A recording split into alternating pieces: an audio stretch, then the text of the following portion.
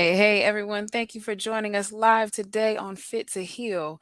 We are here, myself, Fit Goddess, and my mother, Rosalind, your life coach, to talk about no romance without finance. You've tuned in for a great and phenomenal show. We're here to drop some knowledge on you about what we can do in terms of finance and what we can do in terms of romance. I'm going to bring my mama to the stage.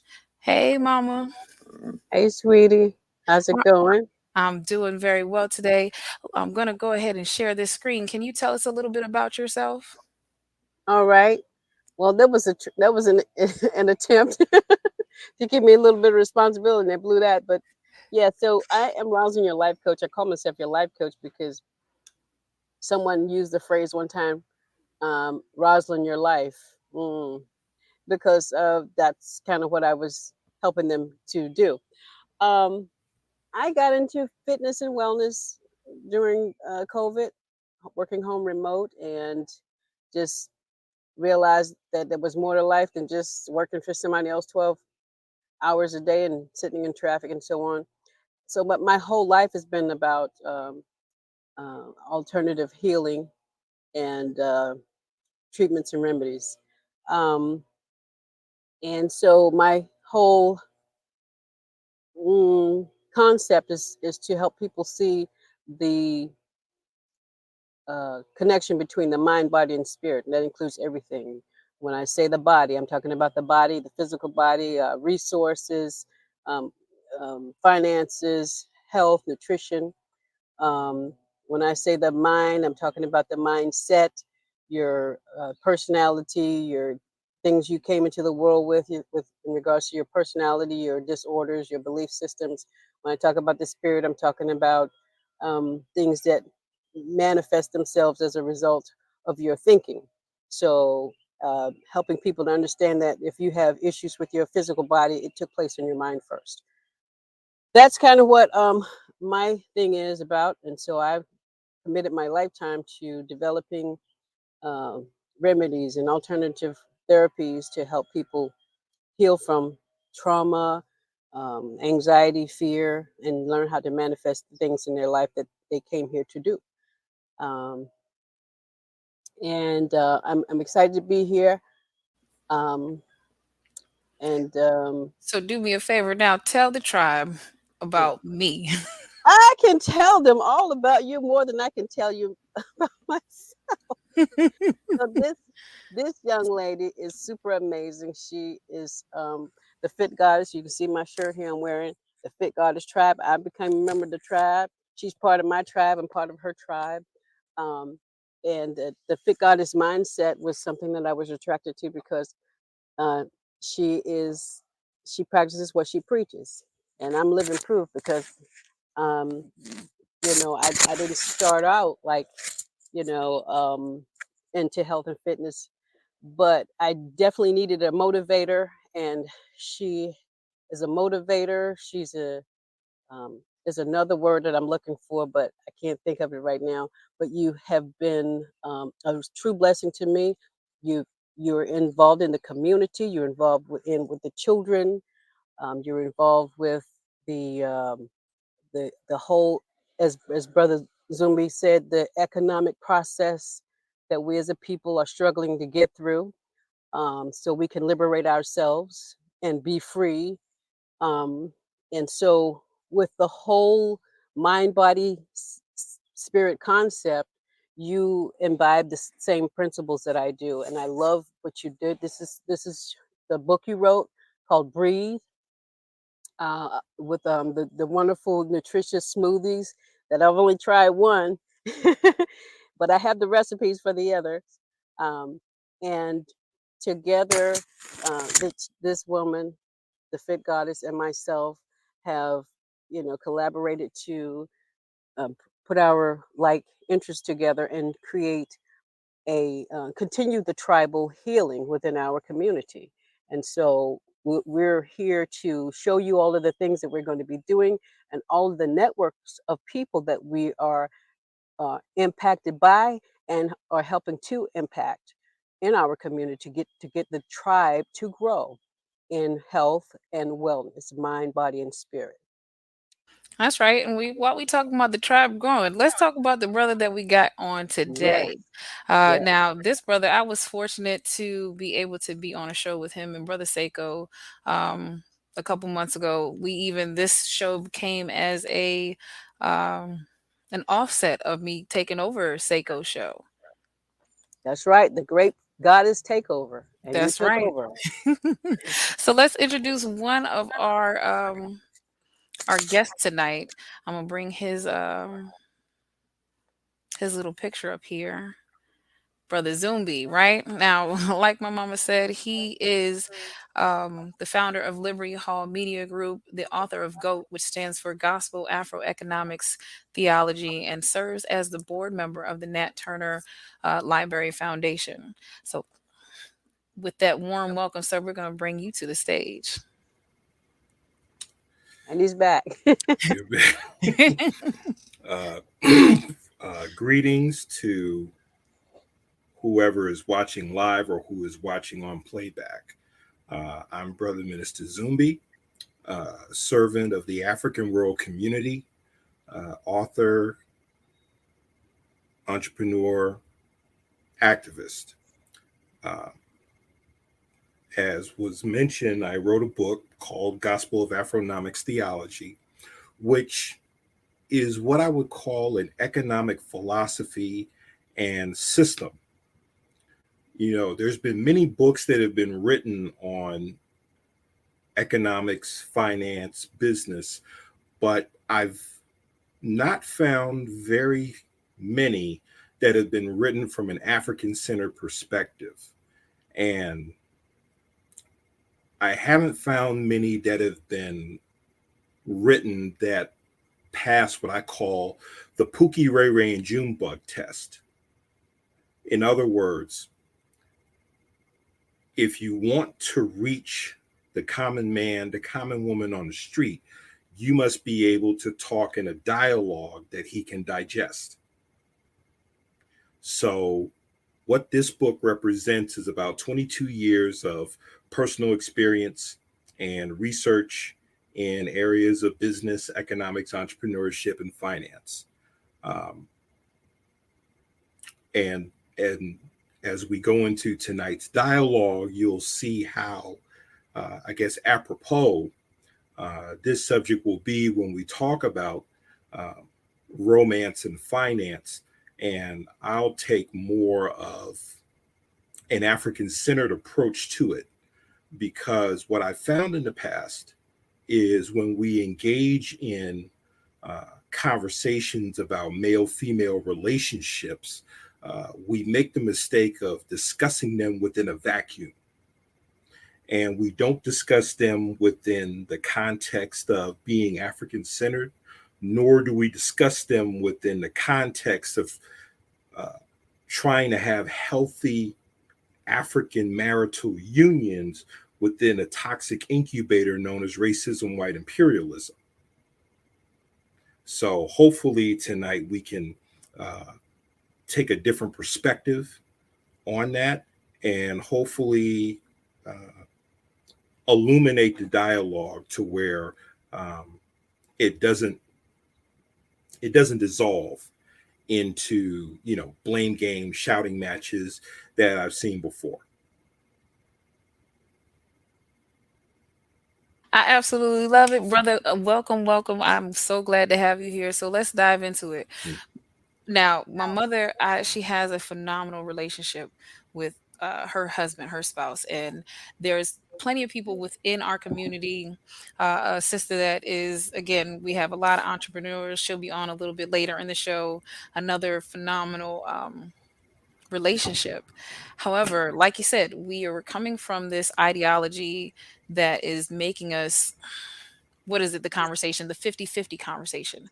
How do we get out of that, brother? How do we um it's I think for my generation a banter between the 50-50 rule where the man pays half the bills, the woman pays half the bills, but then the woman is doing an exponential amount of like mental labor, rearing the children, taking care of the man, being physically accessible to the man, and all of that without mentioning what she needs to do for self.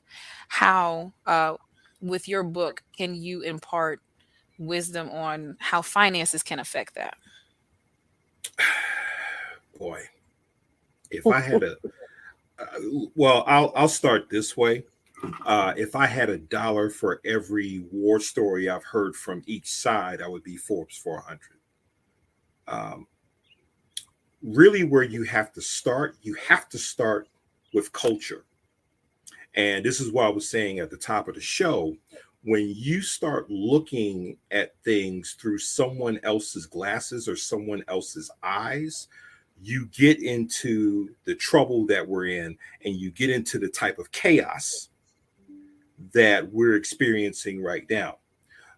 One of the things I believe is that I think we forgot what marital unions are really about. Okay. Everyone knows that the foundation of any form of civilization that we study is family. And before you can get to family, there's, for lack of a better term, marriage. Okay. And part of what makes a successful marriage is having the necessary resources in order to build something together as a unit. Yes. And what we find is when you're operating in this toxic incubator called racism, white imperialism, where the resources are being controlled and being withheld by other people, okay? And you've got African men and women fighting to get those resources. Um, there's a spillover effect, okay, especially with the men. So if a man cannot find legitimate means to provide for his family, and within a Western concept, he is judged by the amount of resources or lack of resources that he has, then it affects his perception of who he is as a man. And it can have an adverse effect on whatever relationship he has with his woman. Wow. Oh, snap. That was deep, brother. Yeah, that is so true.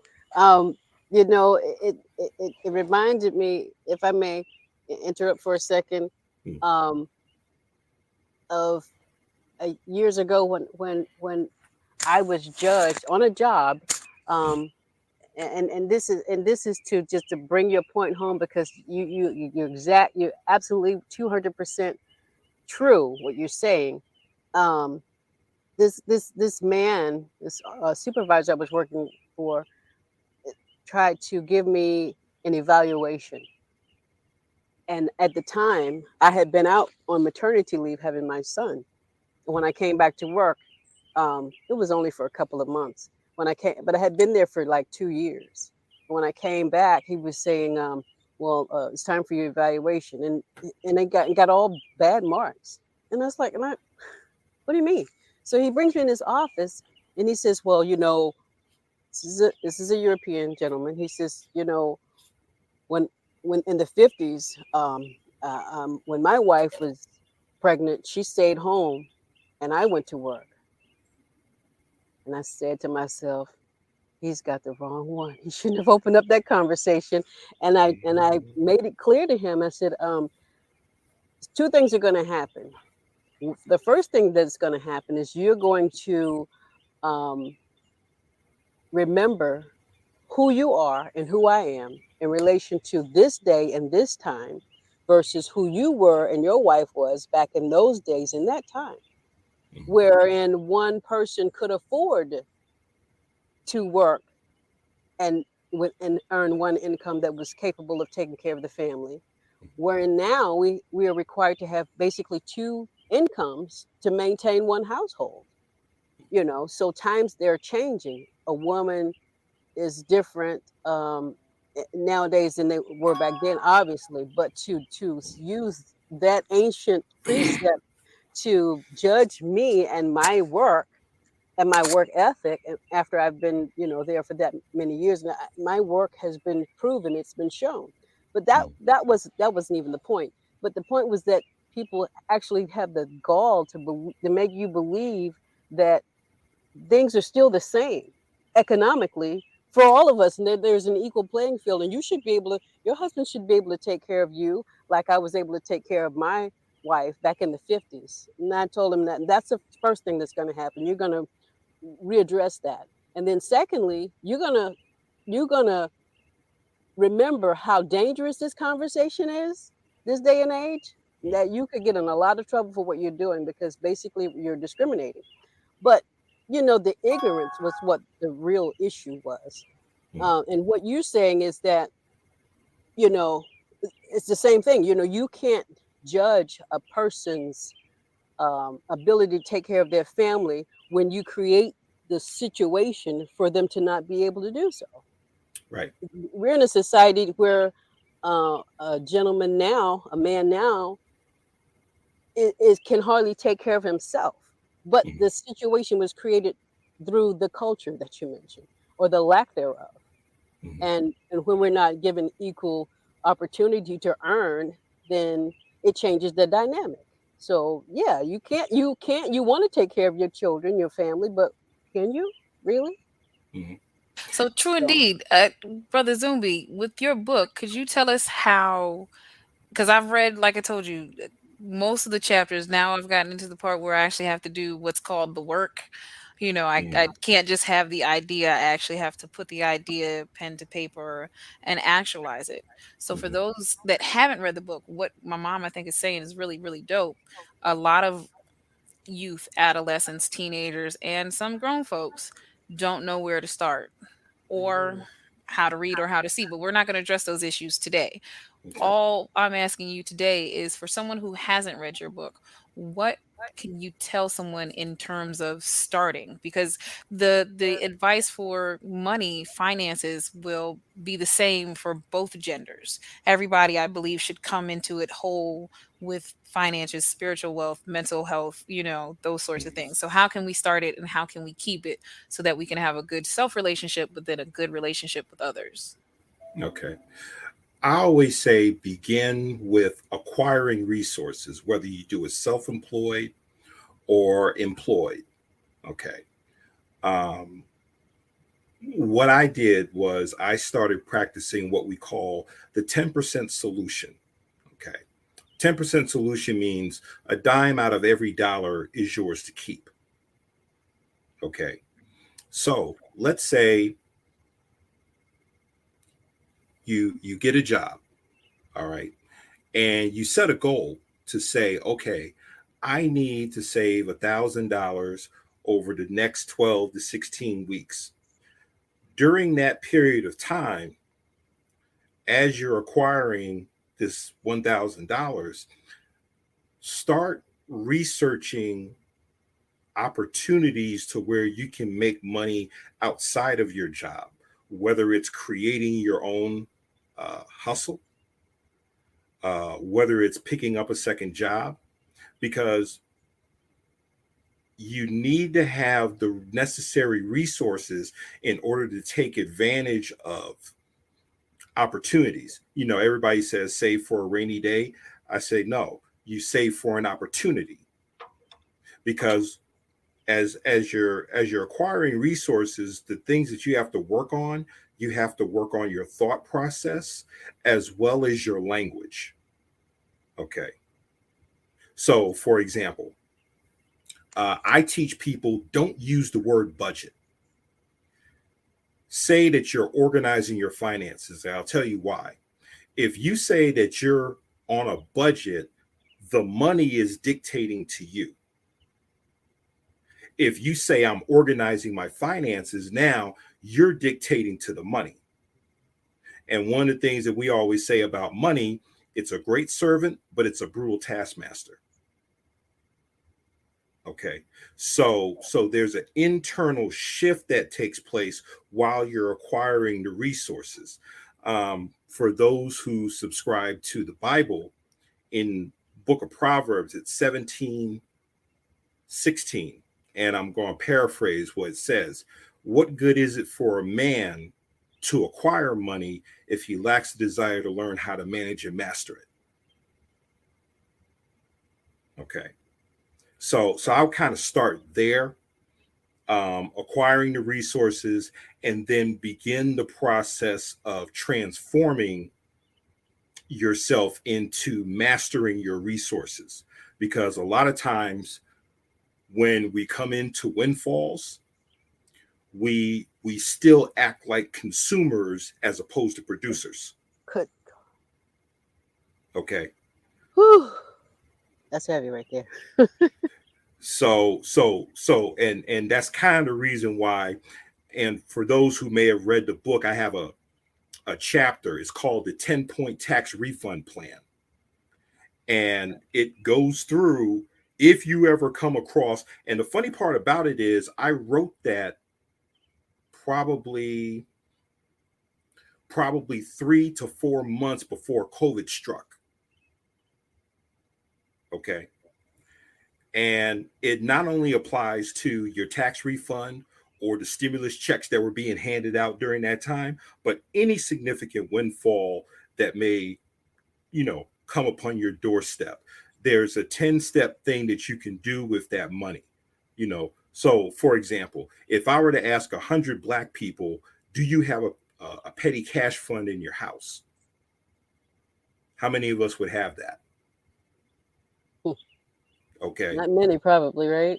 Right. Now, Not many. now, I will say it is something that has always been said of women that they always have a stash somewhere. Every man that Mm. I've dated, every grown woman that I've talked to says that you, as a lady, should have a stash of cash somewhere in your house. Is that a lesson that is also taught to Black males? Just a question. Um, un- it depends on the generation. Now, I'm Gen X, okay? And I think that lesson may have been lost on my generation because when I talk to those who are behind me, Gen Y, millennials, etc., they don't have those lessons, okay? Because in many cases it's about we have a perverted way of trying to show that we are ballers. Real ballers are producers, not consumers. Hmm. Hmm. Okay. I challenge brothers like this. I said, can we call ourselves men if we can't produce a $50,000 a year job for our women? You And mean to take Listen, care of the women? say it again, what's mama. Are you saying to take care of a woman with $50,000 no, of no, your no. own income, What I'm or saying is that for men, our litmus test, and this is part of what I talk about in terms of economic liberation. I asked the brothers, how does it feel to see your woman get dressed to go work in another man's whew, empire? Oh, sweet baby Jesus. I just Okay. don't. had a friend of mine make a post to say that exact thing. He said, look, world, I am celebrating because I have taken my woman out of the rat race. And his main reason why was because I can't stand to see her get so pretty and walk out Walk there out to the all door. them other men. That ain't gonna happen. Okay. So to see your woman go put in work to build another man's empire, and the only thing she comes back with is a check. Okay. And then for the sisters, I put the question this way: Mhm. if another man controls the earning capacity of your man, who's really your man? Whoa, dude. You better say that right there. Say it one more time for the people in the back. Okay. If another man controls the earning capacity of your man, who's really your man? Is Right. it the one who has to prostitute himself for the check or the one who signs it? Hmm. Okay, so wait. As a young woman, right? Because my biological father told me, um, a man would never want a woman such as myself for anything other than what's under my skirt, right? But I know as a woman, I'm a multiplier, I'm a master manifester. So, with the right man who has the right vision, we can do damage together. How is it then? do we align ourselves financially? If he has a vision for his money and I have the power to support and multiply his money with my vision attached to his, how do we come together in the understanding and communication of finances? Okay. What I say is that the two of you must have a clearly defined mission, vision, and purpose financially. Okay. In other words, and I was reading a book. The book is called The Money Code, and it talks about Oh uh, yeah, it's a good book. okay, what it says in there, and everybody should look at this particular plan. If you are employed or if you get a job, give yourself a 10-year window. Okay, a 10-year window to where you're accumulating resources. And while you're accumulating resources, you're developing your blueprint to straddle your way to economic freedom. Hmm. All right. So let's say if the woman, and that's the book, it's a very short read, but it's a very powerful read. Hmm. Hmm. Okay. So let's say if the woman is the CFO in the family.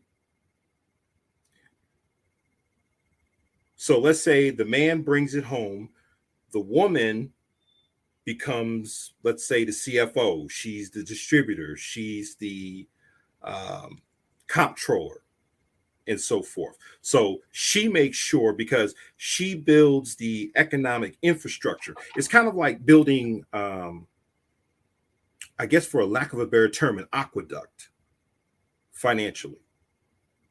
Because if you don't have the infrastructure in place, so when that money comes in, it just goes everywhere, as opposed to organizing. And I think this is where women play a critical role of organizing the finances, Hmm. knowing where to go. So by year 10, you're ready to walk. You see? Can I just say that the concept, and and I agree with it because we do the same thing here. We have 5-year, 10-year, 20-year plans for Mm-hmm, our in and that we function like that in our marriage. So, but I'm not the CFO in the family. My mm, husband is. okay. He's a manager, so he's good at managing funds. So, in that regard, just thinking about some of the women I know, a lot of them who are single, who are wanting to be in a marriage, do not have a good concept of finances, and they Mm, squander their money now. So when they're in go into a marriage, what do you think is going to happen if they get with okay. somebody who is not good with funds? So Mm, even though the concept is perfect, it's a great strategy, and it mm, should be that way. right, The mindset has to be re-implemented into our system, into our culture, because it's gone from right. several generations, including ours. Mm, Um, So, and Mama, quick question, yeah, because the brother wrote a book on how to do it. I But know. as a woman who has been through this, you know what I'm saying? Papa has played a phenomenal role in your life in helping guide you and uplift not just you, but the community in different ways to elevate yourself mentally so that your mindset can prepare yourself for, wealth and abundance, whatever that looks like for you. mm, From your personal experience, how would you mentor to women to kind of release those strains, that we call it the independent woman, to allow a man to uplift you and provide you stability in the sense that he is the CFO as opposed to the woman being the one who's better with money? Well, traditionally, traditional approaches have to kind of go out of the window here, with the woman being the the person, the CFO of the family. And I, mm, even though I disagree that it should be that way, I think the woman, her creative mind, it should is more suited for that. Like Dr. Brother Minister Zumbi says, um, we have screwed up the whole construct here, and our culture, our intelligence level. um, the unleveled playing field, the discrimination of the sexes in terms of economics and what we're paid versus what men are paid. There's so many things that fall into the category of the household before it even gets to the house in terms of money and economics. That when once the money comes, we can destroy our own plans because we don't even have plans. There's no strategy. We just spend. We're taught to consume and spend, and as a result, um, I can only speak for me and my situation, but it, it, I remarried later in life, and so did my husband. So this is our second marriage, and I'm telling too much probably here, but still, the point is that when you're in a situation like found ourselves later in life, having to start all over again with a whole nother person, even though I've known him most of my life, um, you're in crunch mode. So I can't really speak to the main audience here because I think most people are trying to find someone to network with and to you know cohabit with. But the problem is that, like brother said, we if we don't have a strategy, if we don't have a plan for the money that comes in, it's going to get messed up anyway. The problem that I see with it in a relationship is that the chains of not only ignorance but um, economic um, fairness, for lack of a better word, is is is causing that process to be stunted. And unless, like brother says, we understand that we are not to continue to just work for somebody else forever, and the plan is to get extricate ourselves from being um, from working for somebody else, so that we can be just the two of us and our money, and this is my woman and this is my man, and this is our time, and these are our resources, and we pool those resources together and we create our own life without having to go outside of the household and work for somebody else to do that. Those times are getting few and far between. We're running out of time here, so I'd like to hear the brother finish addressing what he was saying, because I'm I'm in the book, but I'm not finished yet, and I got a long ways to go. Okay. So There was a couple other things that came up while you and Fit Guys were having a dialogue. One of the things that when you create financial freedom and economic independence, it helps you protect your values, your interests, and your principles. mhm. Okay. I was listening to a gentleman out of St. Louis named Josh Tolley, and he said something real interesting. He said, what's the number one place where infidelity or adultery takes place? Not in the strip club, but on the job. Uh, Okay. Here's a statistic that is going to be real difficult for a lot of people to swallow. The average American couple only spends an average of 19 minutes a day with each other. ooh, That's not even a lunch break. ooh, 19? Did you say 1919? 19. 19 minutes a day. Out of 24 hours? Yes, Okay. I can Your, believe it. your job gets anywhere from 8 to 12, maybe 16 hours. But Doesn't your include life traffic. partner, but your life partner only gets less than 20 minutes. And you wonder why the divorce rate Ooh, is off the chain.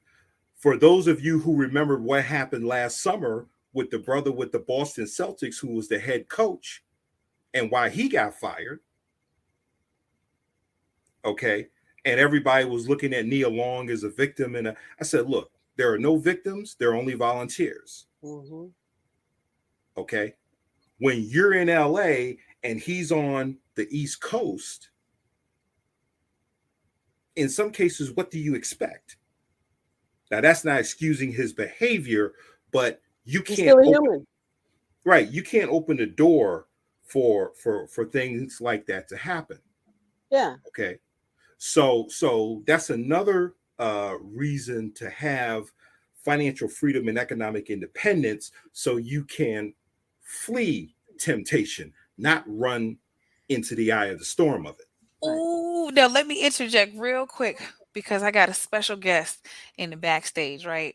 Mm. Mama, you know who this woman is real quick. So I'm gonna share a little bit about her, right? Can you go ahead and introduce your friend and mine, uh, Miss Tanya? Tanya Mm, Shadley Rollins. that's right. Yes. She is a phenomenal thespian. We are both thespians in the theater world. Um, she has been influential in the arena of theater, um, and a phenomenal, just a vibrant personality.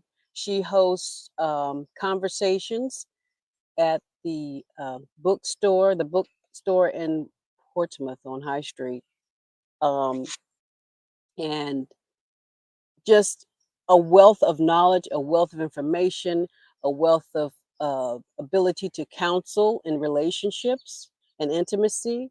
Um, Very personable person, Tanya. I really was so happy to reacquaint myself with her after many years. I didn't even recognize her when I first saw her, but I'm so glad to be back to for her to be on the show today, but for her to be back in our circle because she is part of our tribe as well, and she is a phenomenal has had a phenomenal impact on our arts and theater arts and arts in general in the Hampton Roads community. I'm very proud of the work that she has done. Um, I'm very proud of the work she is doing, and in the foreground and in the background. I would love to introduce my friend. Is she there? Sister Queen Tanya Shadley Rollins. Yay! Good to see you. Hey, super dope, super dope. And you came in at the perfect time, sis. Brother was just talking about standards, right? And you and I talk about this often. The last time I was on your show, Couples and Conversations, but we was doing a single ladies type of vibe. We were talking about the standard that women and men should have with themselves and their counterpart Yeah. in orders of intimacy. But the brother made a point that the dollar is a very intimate relationship that one we should have with it, and then thus we should have as a partner together. So Mm. please continue. I just had to bring you in and make sure we gave you the same fanfare. I appreciate that. Happy to be here with y'all. How y'all doing? TRS Productions, TRS Kids, Empire Builder. I am here. Greetings. Greetings, sis. Greetings. Welcome. So go Tell ahead, us a little continue, about brother. yourself. Yeah. Okay. I'm sorry. Oh, okay. So as I was saying, um, oh, and I'm also add this. This is why I despise terms like work wife and work husband, because Mm. eventually the work drops off. Oof. Okay. Oof. So so like I said, that's another reason why couples need to have financial freedom and economic independence to insulate themselves from the temptations that await you like sheep amongst wolves. Mm. Sheesh.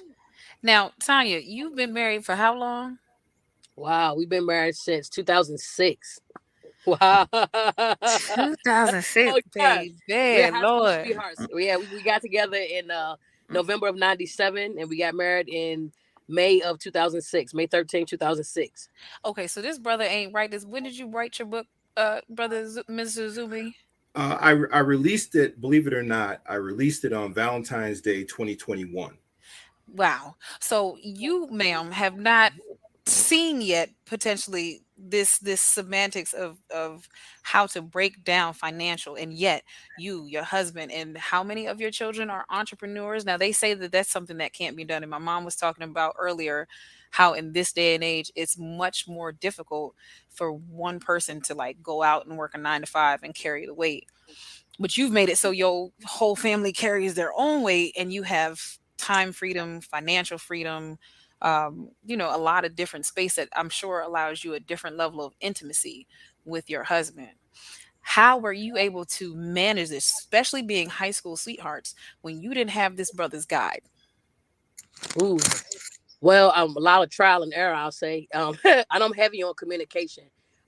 Because again, I feel like there's not necessarily a blueprint that you can follow, because there's, everybody rolls a little bit differently, and you bring those past experiences, past traumas, things that you've learned growing up and seen and witnessed into those relationships or what have you. But we also understand, like from a standpoint on the entrepreneurship world, is that there's so much power in that.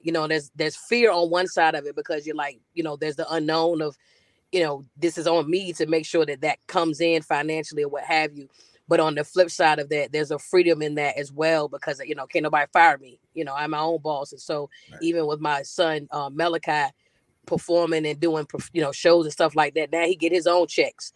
When he know when he come to perform with mommy somewhere, there's a certain, you know, financial requirement that's there. So if he's coming to perform with mommy, then that also comes into it.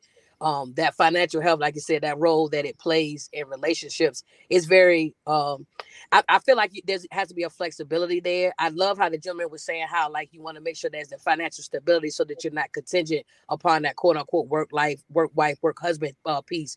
But also in that flexibility, that understanding that when the dynamics sometimes happen where the relationships or the roles may switch, where the husband may have been the primary breadwinner in the home, but then sometimes things have to shift to where the wife is the primary breadwinner. And that's something that, also plays in, I think, to the relationship dynamic, and keeping that communication very open and honest. Because, as my husband, with me in entertainment, it's a lot of things jumping and going right now, and so my husband's had to kind of shift focus. He was driving the big TDL trucks, class A, went back to school. Shout out to him, my husband, Melvin Shadley, went back to school to go get his class A, and then was driving the truck for about 6 months, and the truck went down. Well, at the same time, the way life happens, everything started picking up for me with my companies. So we had to shift focus and shift dynamics. But him having understanding and us keeping that open communication and having that healthy place in our relationship, we could understand that, okay, and at this time we're going to have to shift a little bit and, wear a different hat, or play a different dynamic within that role. Mm, phenomenal. So, in terms of intimacy, though, how did you grow to become that? I mean, you were children when you guys got together, and life was not the same kind of, the same kind of thought process when you got together that it is after the first child, the second child, the third child, the first business, the second business. How, with all those wheels turning, like you say, it's jumping off. Mm-hmm. And the brother Um, just said we only get 19 minutes with our spouse daily working a 9 to 5. So how do you manage to manage so many things? Yeah, I think being very intentional, right, and making the time to make the time. Mm. We'll find moments during the middle of the day if I'm in between something, and also understanding sometimes I got to shut the schedule off. If he's feeling like we're not getting enough QT time, or vice versa, if I'm feeling that way, I'll shut the schedule down. Okay, Monday I'm off. And again, the Mm. benefit of being an entrepreneur is I can do that. If I feel like that's something that needs to happen mentally, I need a break or whatever that is. So I feel like that But because intimacy, he's a priority to you and you're a priority to absolutely, him, you make that time. Mm. absolutely, you make the time for the things that are important for you. That person is not making time for your relationship, not making time to pour in. You got to really look at that. You got to really listen to the signs. You know what I mean? And that necessarily mean that relationship has to go away because that's not happening. But you have to communicate that clearly. Like, hey, we're not spending enough time together. You're not pouring in enough. I tell my husband all the time, like, you feel me. So if you're not pouring in, how do you expect me to keep going? Uh-oh. There She. we go. Oh, Yeah. Okay. okay. But yeah, if you're not pouring in, if you're my fuel, how can I keep pushing through to keep doing and wearing all these various hats and stuff that I'm wearing? My light went out. That I'm wearing, in that capacity. But keeping that communication going and having that open communication so that you understand what the roles are and how that looks on both sides of the table, I think is very pivotal. But we make time to make time. We're very intentional about what we're trying to do, for and with one another. Mm, That's critical. That's critical. right. So that Um, brings up something very important, which is space, right? One, space for self, space for the money. Uh, do one, Brother Zumbi, would you recommend having separate accounts for individual finances so that you can, I don't know, buy something for your husband, buy something for yourself, but it doesn't mess with the household budget. finances, exactly, the Okay. household organization, right? Because Mm, we're not going to say Organization, that's budget right. anymore, we're No not going budget. to say budget anymore. And then Tanya, after he finishes, tell us what you really do in terms of space and creating that space, because you and I have often talked about one personal self-care and how you have to make more time for that, which is very difficult as a woman who is a wife and mother to multiple people. All right, brother, go ahead. How do we okay. create the space? I've heard all sides of it. Um, my approach is this. Okay. At a certain point, when we say that two become one, you can't be selective about, okay, we're going to be one over here, but we're going to be separate over here. Okay. If you're in it, it's like trying to play the hokey pokey, put your right foot in, keep your left foot out. That doesn't work. Okay. If you say that this is your life partner, and that's why I say there's a difference between having a contract with your spouse and a covenant with your spouse. Mm. Okay. And what I mean by that is this: if it's a contract, the negotiations by nature become adversarial because each side is trying to get an advantage at the expense of the other. Mhm. Okay.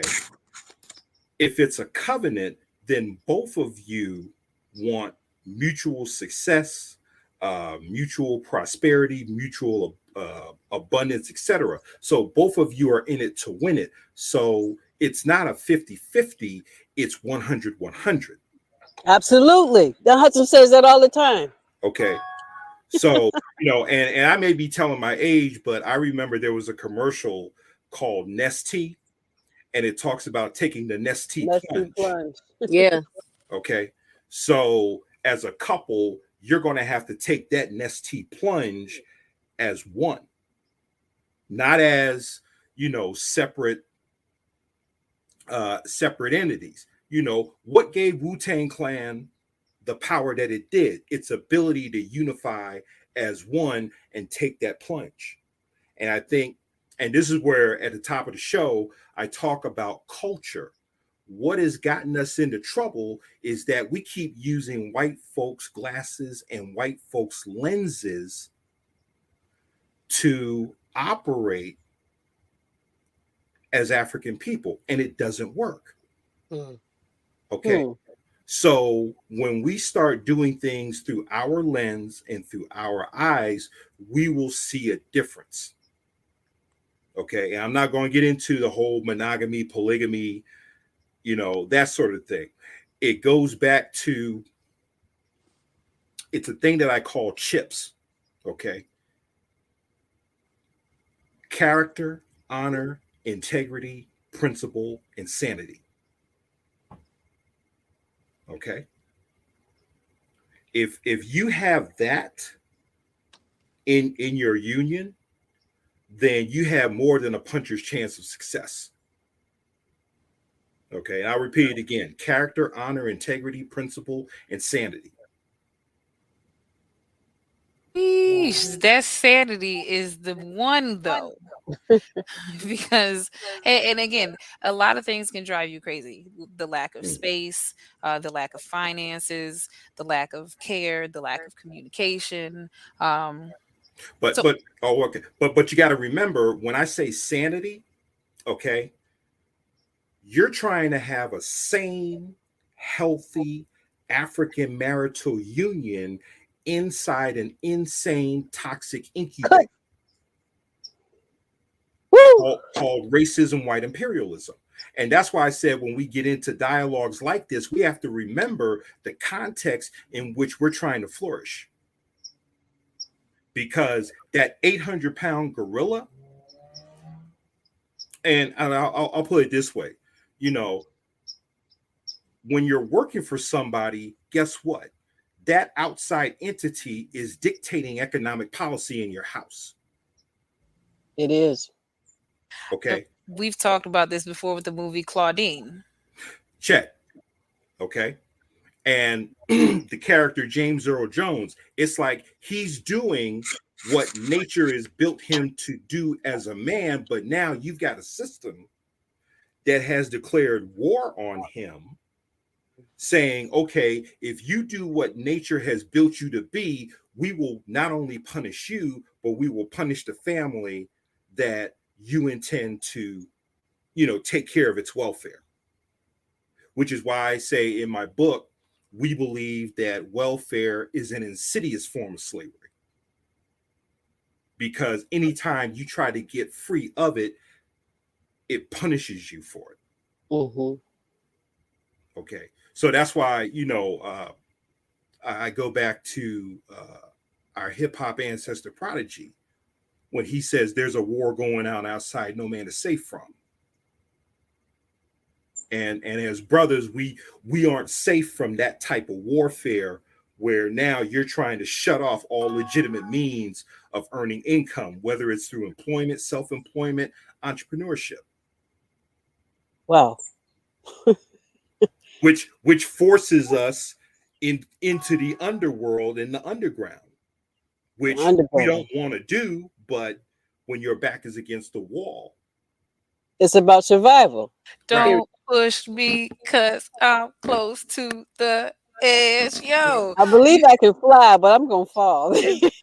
right. Okay. So that's a mental stronghold. How do we break it? How, because we're habitual creatures and the mind gets triggered by the dopamine release, right? So the idea of doing something versus actually doing something can either be a beautiful cycle or a vicious cycle. If I believe that I can do it and then I do it, then I reward myself the action of actually doing it. Versus what a lot of people do is, I think I can, and then they immediately Mm. stop. How do we break that mental stronghold? Because they're not going to pick up your book until they believe that picking up your book and reading it and following the instructions will do something. They're not going to join the tribe. They're not going to send their kids to TRS Productions until they believe that by doing those things will have some kind of effect, a positive effect on their lives. So how do we encourage each other to be like, hey, keep going, keep going, keep going? I'll put I it to you think this way. You are either inspired to change or you will be desperate for change. It'll be one of those two. Okay. that's good. And when you get to that point, it's like the story about the dog laying on a bed of nails and he's howling. Okay. And the man asks the owner, well, why doesn't the dog get up? And the owner says he's not in enough pain yet. So how much pain is it going to take for us to get up off the bed of nails and make change? It's one thing to make noise, but it's another to make real change. Now, you said a mouthful, and I know sis is getting ready to speak, but Okay. before you do, I got to say this because everything you said, as always, I need to be up under your feet, brother. I really do because we have so many like beliefs, and I want to also thank everybody for wearing their hoodies tonight. I see sister got her TRS shirt on. I see you got. I want one of those goat hoodies you got there, Oh no, brother. this is unfortunately What this is is Echo. That's okay. That's something else you're involved in. No, this is Name Echo brand. Wear. Yeah. Oh, okay. Hey, Well, you but got to get you a hoodie. Next time you come on the show, you got to have Okay. your hoodie Okay. on. And you Okay. still got Fit Goddess up here. I don't have alchemic aura, but one of the things I do tell my clients or remind them of is that when you get tired enough of what you're dealing with and you're in enough pain, you'll change. And it usually happens that way. But people don't, they don't respond to anything, seems like, except extreme pain. Okay, well, I'm going to give them one more chance. If he hits me and breaks my nose one more time, I'm going to leave, you know. And these stipulations that people put on themselves to invoke change is just is that's insanity right there.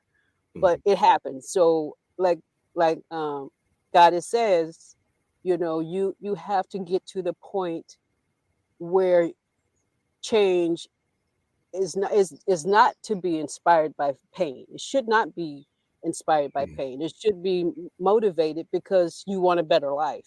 But we're kind of in a screwy society where these false beliefs that say you got to stay with your husband, you got to stay with your wife, you got to put up with it. Well, you know, it's a paycheck, and all of these nonsensical belief systems that, you know, make us uncomfortable and stay in uncomfortable situations are dangerous, you know, just actually deadly. So, sis, if you could, please.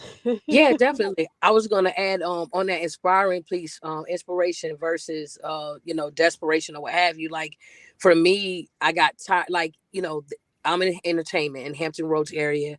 I believe in providing, especially the youth, with quality training experiences. But I also know that there was only one company in this area that has been around for years and years and years and gets all the funding and all that kind of stuff. But I also know a lot of kids that look like me are not a part of that program. One, because they can't afford it. And so it was like the desperation of like, okay, when you get tired of being tired, you're going to do something about it. So it was like either complain or do something about it. So in January 2020, that's how TRS Kids started, to provide kids with what I didn't see: opportunities for quality training for kids that look like me, and specifically, right? And then, like I said, the other part of that piece of the inspiration, being able to be in a room. I think when you surround yourself with like-minded people, like I'm more interested to find out what his book is about now that we've had this conversation, because I've been in the room with y'all. So now I Get it, want him to girl. tell. I'm like, John, I need you to Fit Goddess. I need you to send me the link to get his book, because now I want to know, right? So when you get in that room with other individuals, you become inspired, and then that also invokes that change. I think that's along the line of what he was saying, that you be in the room in those situations, you're like, oh wow, okay, it's something about sitting in the room with other like-minded individuals to know that like you're not the only one that thinks big. Sometimes we surround ourselves with folk who not thinking big enough. They're just not on that level of thought process, and that's okay too. For that's where you are. But when I do stuff, I think big. I want to go above and beyond. I'm thinking bigger than just my immediate circle or what have you, and the impact that I want to make. So I definitely 100% agree with that. Inspiration will inspire you to do things, and you get desperate enough, you inspire you to do things. Being in a situation where I write productions, and we have a domestic violence production, onward and upward, that we do. That was one of those situations where I had a college student when I was in college at Old Dominion. Shout out to the Monarchs, ODU. I tell people all the time that I bleed blue and white because I'm a graduate of Old Dominion, but I sweat green and gold because I started learning on Norfolk State campus at 8. Um, A so whole degree to I go. claim both. Yeah, I Mhm. claim both universities. Shout out to Norfolk State and shout out to Old Dominion. But Hip, being hip, able whoop, to whoop. bring a subject matter on campus like that for domestic violence, it affected me because as a senior student there, I had a friend of mine that was killed due to domestic violence. We were both senior theater majors. Rest in peace, Sharika Brown. Also, Michelle L. Rollins, a family member of mine, was killed December 31st of 2018 due to domestic violence. So you get desperate. You like, okay, what can I do to invoke change and really make an impact? Okay, let me write something that'll help people see themselves and pull that mirror up into what they're doing. So 100% agree with what the gentleman was saying about inspiration and those things that affect you traumatically or what have you, that you get desperate enough or go through enough pain or whatever, and it pushes you and propels you to try to get better and do better for yourself and for your family and for the community. I absolutely love it. Y'all touch on some phenomenal things, and to bring it back, the brother said in the beginning, and it's another way of saying it: a man that doesn't work doesn't eat. I love that in every way, right?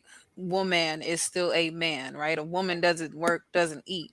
We as a collective need to honor each other's amount of work, right?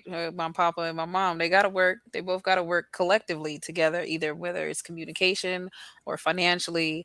But again, this podcast is being brought to you to show you that we out here. Like Mhm. Tanya said, we often on multiple levels, whether it's motherhood, whether it's being a phenomenal woman, whether it's the attempt to be a phenomenal wife. I say attempt for me because I ain't nobody's wife yet, but I am very much so a wife. We make this attempt to put in this effort. And like I tell my children, it's not about perfection, it's about consistency. Mm, Doing the same thing over and over again. The reason I believe that Tanya's relationship and mom's relationship were able to last so long is due to the consistency of effort and communication that you put forth, the intention, as the sister said. So I love everything that we talk about. Um, what are some last thoughts that we can drop knowledge, because attention spans only last but so long. So let's start ladies first, of course. Tanya, as um, our last guest on the show today, what is some knowledge you can drop from your ideas as a woman, as a entrepreneur, as a mother, as a friend, that we can take away? Three things to be a better individual in your life, so that as you are better to yourself, the world around you gets better. absolutely. Well, first up, I will say 100% self care is mandatory. It is necessity. Schedule it like you schedule a doctor's appointment or a dentist appointment or anything like that. That is something that I constantly I'm working on within myself to do better with taking care of myself because with working these different opportunities when it comes to performing and entertainment and teaching and all of that, I oftentimes get kind of inundated with a lot of stuff kind of going on. So 100%, I say self care is mandatory. It is not something that you can take on the schedule and say I may do, I may not. No, it's mandatory. Two, I Right. would say as an entrepreneur, make sure that you are not focusing on just the circle around you.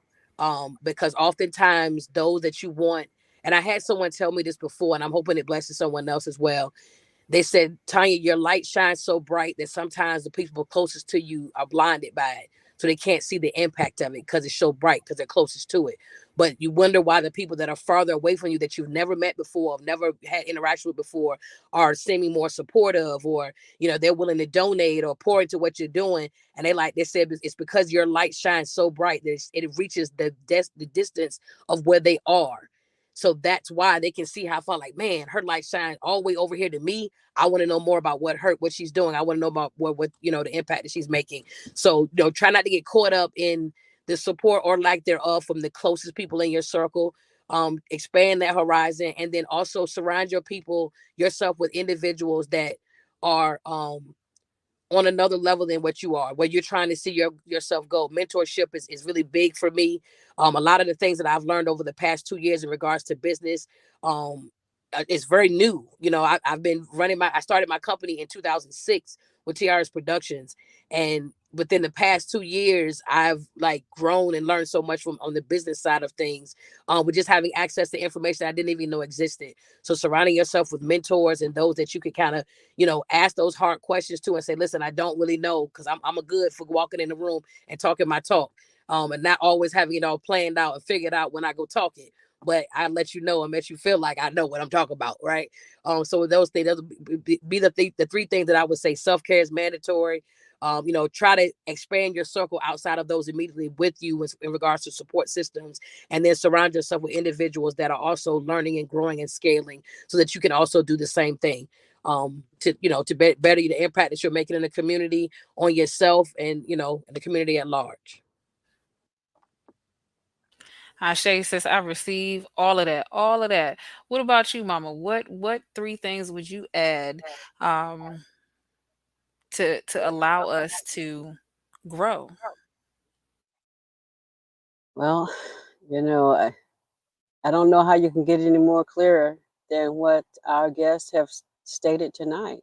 Um, Brother Minister made it clear that number one, we have to get on the same page in terms of understanding that there's not a fair fight here. We have to create and liberate ourselves so that we can be free.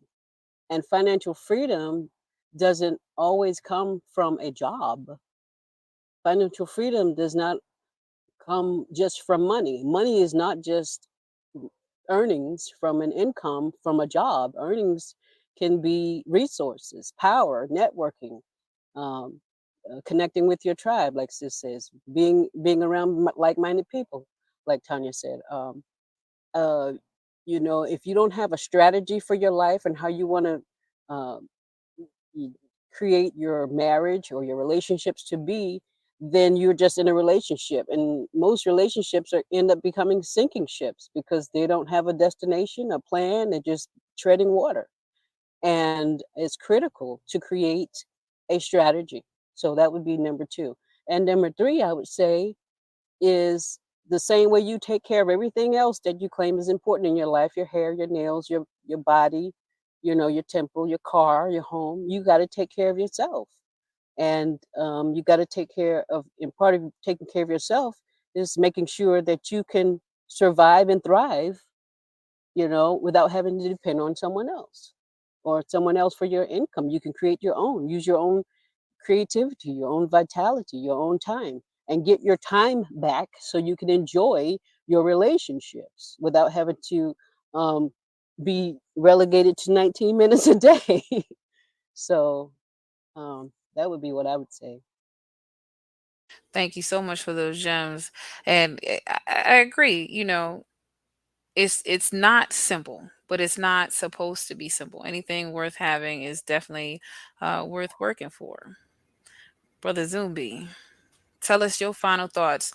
Three things that we can give to the people right now that they can take with them and start to Mhm. implement right now. Okay.